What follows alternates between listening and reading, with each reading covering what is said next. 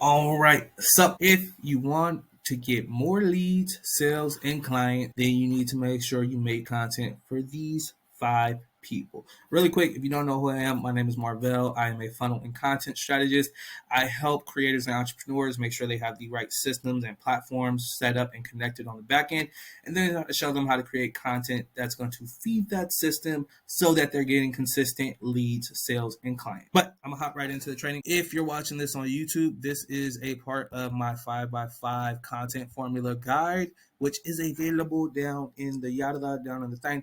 So make sure you go grab that. If you're watching this in the guide, then you already got the guide. Shout out to you. Appreciate you. You're a real one. But yeah. So I've been creating content for a while. I've done a lot of training and a lot of studying just from like some of the top sales and marketing people in the game, whether that's through coaches, coaching, books, like YouTube, all types of shit. And I think one of the most important things I've learned is the 5 levels of awareness when it comes to an audience. This goes for any product, any service, anything that you're trying to sell, digital products, physical products, services, whatever. Usually your audience is going to have these 5 levels of awareness. And your goal as a creator, as an entrepreneur, is to make content for people at these different levels so that you can speak to them where they are. The goal is you have to meet people where they are with your content and your marketing. So when you understand those different levels of awareness, you're able to create content that speaks to people where they are, and then you can kind of guide them along the rest of the way. And each one kind of connects to the next one. So we're going to go through it. I don't want to take this one to take too long because the first video I did took hella long, and I don't want this one to be as long as that. So we're going to get straight to it. And I hope y'all see this. If this don't show up right, I'm going to be so mad. I'm going to be so mad. Like, I can't even see my face, which is over there, but it's okay. It's okay. It's okay. All right. Okay. So the first level of awareness, first group of people you need to make content for is people who are completely unaware. These are people who don't realize that they have a problem or don't realize that they have a problem that can be solved. So your goal with this content is to show them the problem or address the problem. And if you watched the training before this, the Content 101, I kind of spoke about how you need to understand your audience and their fears, frustration, and their pain points. So the reason that's important is because in order to get people's attention initially, in order to get them to realize that you have either a product or a service or a solution for them, you need to understand their problem. And the only way to really let them know that you understand that problem is by calling it out or addressing it in your content. So with this type of content, you want to do like inspirational posts, relatable stories, lifestyle content, things that are going to address that problem head on. So that type of content where it's like, okay, I was able to go from working a 9 to 5 to traveling the world, going to different countries, shooting content for Airbnbs. If you're selling an Airbnb course, or if you're trying to get people to show people how they can live this life, that's going to be content that calls out a problem that they might have, whether it be with their 9 to 5, the current life that they have, or a goal that they have for traveling the world and shooting content, or literally asking like, are you this person who's dealing with this problem, right? So what's working really well with these right now are what I call low-fi or low energy reels, especially B-roll content, very simple stuff, easy to batch create or easy to outsource and have somebody like our company created for you. But as you can see right here, Instagram doesn't care how many times you post per week. That's calling out a problem that people might have. People tend to think that Instagram cares how many times you post per week. This is literally saying they don't. Here's what to do instead. If I had to revive my client's dead Instagram all over again, here's what I would do. So anybody whose Instagram they feel like they might be dead or they might be getting any traction, this is going to call out a problem that they may be dealing with and get them to take that, whether it's a follow, read the caption, like, share, whatever it is. How I wake up early and feel energized. No bullshit. As you see, and as you can see, this is what the Explorer, I just went here and clicked on the reels. If your notifications don't look like this, boom, boom, boom, boom, it's literally calling out pain points that their target audience potentially has. So a lot of what you're going to see, especially because this is going to get you the most exposure, the most reach for your content. So you want to stick to those simple posts just because those are going to get a lot of organic reach. So that's the first group of people that you need to make content for. So next group of people you need to create content for is the people who are problem aware. And the goal at this level is to show them that there's a solution. So a lot of people are aware that they have a problem, but they aren't necessarily aware of the solution or what the solution will look like for them. So the goal with this is to create content that educates your audience about issues they might be dealing with that your service can solve, that your service can provide a solution for, or your product or your digital product, whatever it is. For example, a carousel that says 5 signs you're not utilizing social media effectively, or a reel explaining common real mistake. Longer form IG reels work better for this, not the short ones. For For this type of content, you want to give a little more in depth. You want to explain a little bit more. So longer reels or sales where they go a little bit more in depth. See, as you can see, it's time to forgive yourself. Here's the steps to forgiving yourself. She doesn't have a call to action, which is interesting. Let's see if we can find another one. Let's see. Product categories that never stop selling. Product categories consistently generate demand. Whoop de whoop. Pet products, baby products, home decor, comfort. Whoop whoop whoop. Whatever. Blah, blah, blah.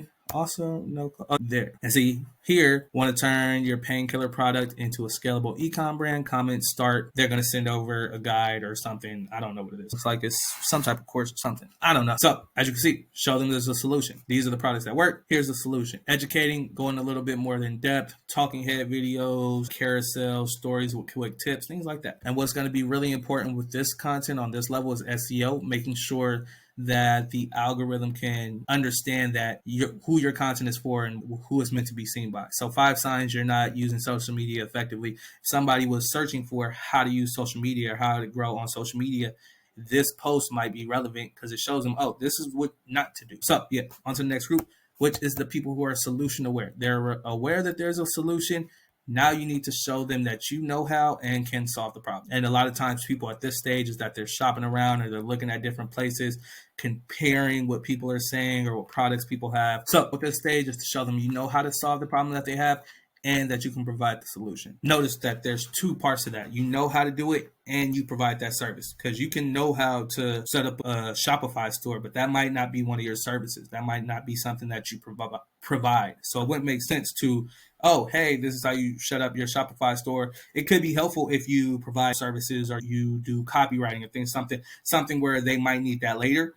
But if none of your services or nothing you provide is relevant to, I can help you set up a Shopify store, this is how you set up a Shopify store, there's no real reason for you to put that content out, right? That makes sense? So you want to showcase a solution, any how-to guides, any highlights from services that you might provide. That could be footage of you at an event or you providing the service. That can be guides that you might have created, just different step-by-step processes, strategies, tactics, things like that, that can show that you know how to provide the solution or that your products provide the solution or solve the problem without actually selling. I hope that makes sense. I hope I'm not making this super complicated. So create a series of posts. Ways to improve your social media engagement, quick strategies that improve your marketing. And then this is also a great place to introduce what's called a lead magnet or free source or free guide, something that you can use to get people's contact information, something that you can use to get people onto your contact list. The goal with these platforms, whenever you're on these platforms, whether it's YouTube, Instagram, TikTok, any of these social media platforms, the goal is to get them to an email list or a contact list.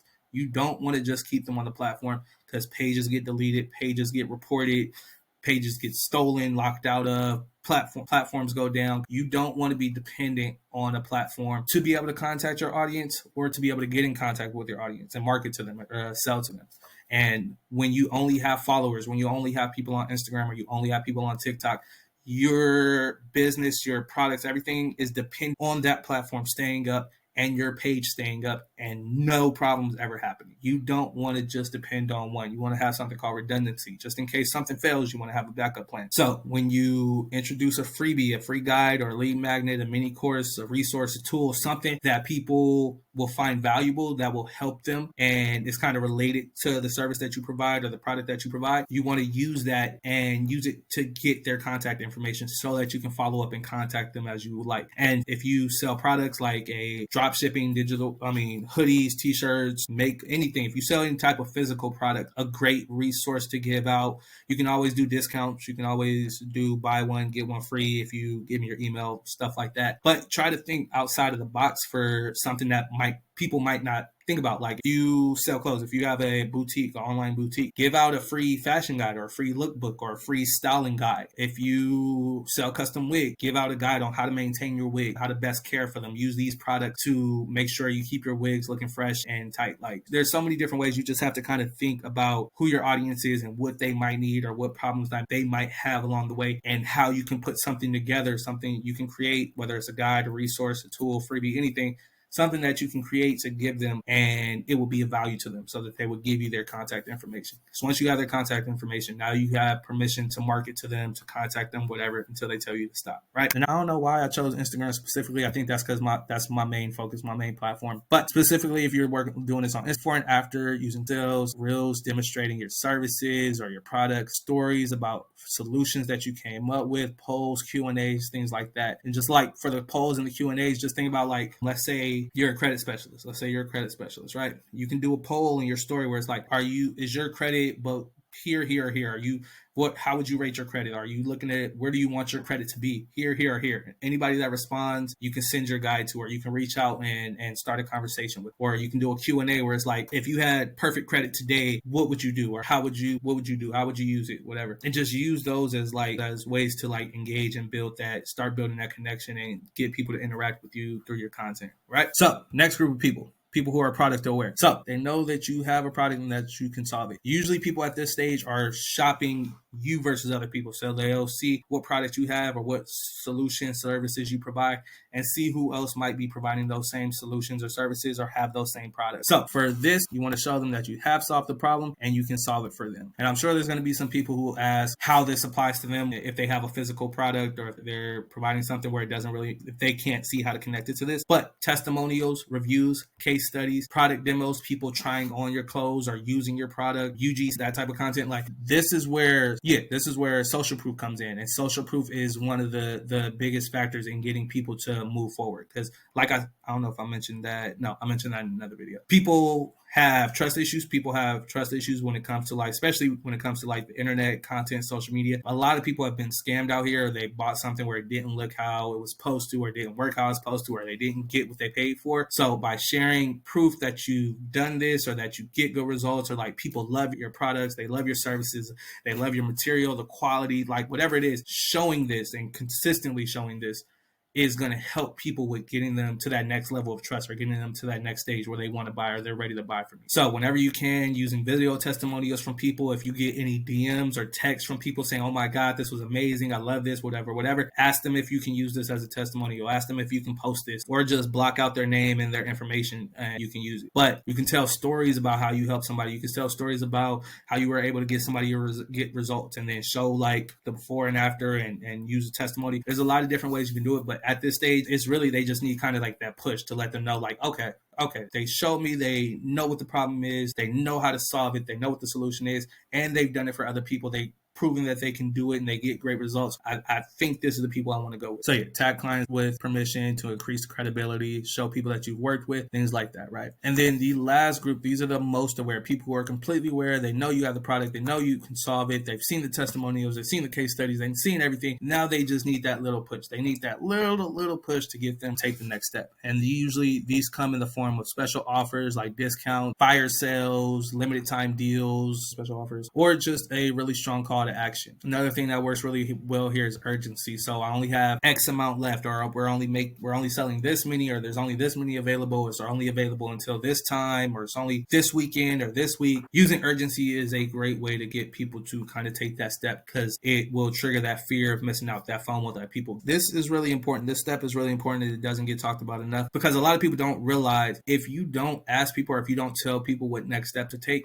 a lot of times they won't take that step. And it comes down to you having a clear call to action, telling people if you want to buy this, or if you're interested in this, comment X or shoot me a DM or click the link in my bio. But you should have a very clear call to action and use them consistently and repeatedly over and over. You should always, whenever possible, use a very clear call to action and get people to take a next step. Ideally, whenever possible, you always want to try to only use one call to action per post, unless you're doing long form like a podcast or a YouTube, something where it's a longer video. Then you can use a mid CTA, somewhere in the middle, kind of a soft call to action, just to get people to take a step. But ideally, especially with shorter form content, you always want to limit yourself to one call to action per post, because people are very one track minded. If you give people multiple things to do, they're usually just not do either one. So give them one clear call to action, one thing to do, and that will increase the likelihood that they take that step and move forward. And then also, whenever possible, you want to give them a reason to take that call, to do that call to action. So I put down here, for example, hit the follow button is okay. That's an okay call to action, or follow. Make sure you follow me That's okay. But follow me to get more tips and tricks for fixing your credit is much stronger because you're giving them a reason. It's something psychological in us where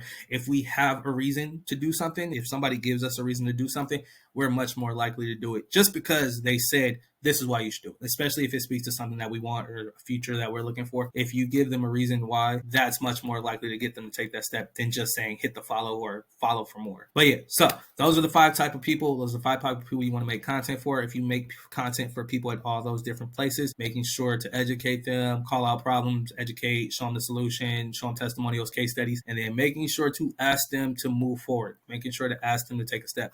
One of the biggest issues I see with entrepreneurs is they're wondering why they never have anybody reaching out or they never get any buyers and they never sell anything.